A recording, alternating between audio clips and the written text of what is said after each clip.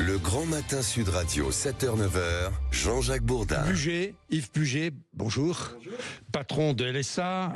Yves Puget, on va parler, parce que ça intéresse évidemment nos auditeurs, et notamment les agriculteurs, mais aussi tous les consommateurs que nous sommes, sur la production agricole. Où va la production agricole? Parce que on entend à juste raison les agriculteurs se plaignent des prix qui leur sont payés à la production, mais où vont leurs produits?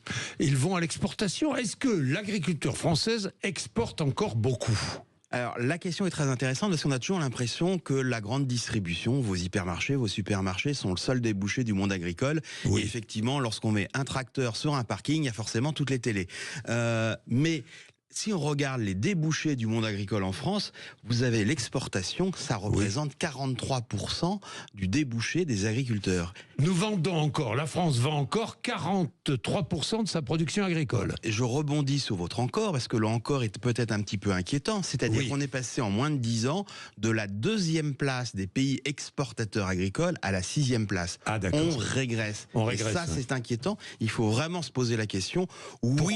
Pourquoi? Oui, les négociations commerciales avec la GMS et à la grande distribution, c'est important. Mais oui, la question de pourquoi on régresse dans nos exportations, tout le monde ne parle que du Made in France, de la souveraineté alimentaire, des ventes en France. C'est vrai. C'est important et il faut absolument soutenir nos agriculteurs, mais il faut aussi les aider à exporter. À exporter. Alors pourquoi est-ce que c'est en baisse? Pourquoi est-ce qu'on exporte moins? Alors que des pays, tiens, je vais en prendre un en exemple, l'Italie, alors que l'Italie exporte de plus en plus. Alors deux questions, et mieux que nous. Deux questions à une. La première question, pourquoi on exporte moins? D'abord parce qu'on est trop cher. On est trop cher. On est trop cher en raison des normes, des taxes, mais même ne serait-ce que des salaires. Donc nos produits sont trop chers.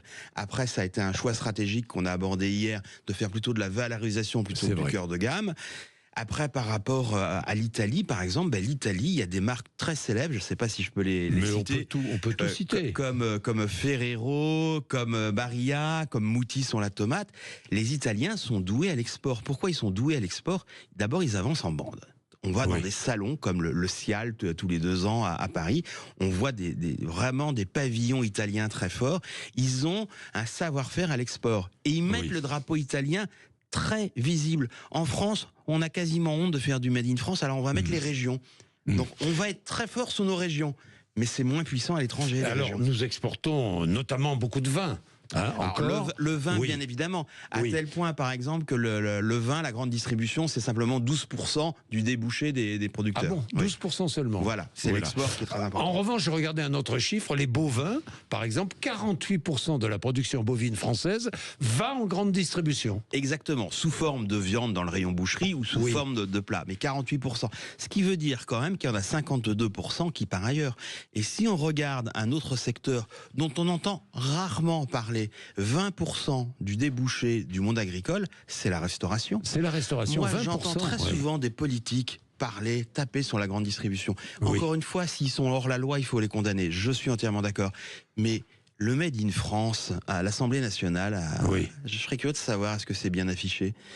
Dans tout ce qui est établissement public, bien évidemment les écoles, mais tout ce qui est administration, dans tout ce qui est restauration collective, on peut se poser la question. Parce que dans la restauration collective, comme dans la grande distribution, ils ont cette difficulté. Il y a le souhait de manger français, de manger mieux, mais il y a l'équation du prix. Bien, merci beaucoup Yves Puget. Il est 7h29. Encore une fois, nous serons demain au salon de l'agriculture, avec la ministre Annie Genevard. Il est 7h, presque 7h30. C'est l'heure de la météo avec vous, Rémi.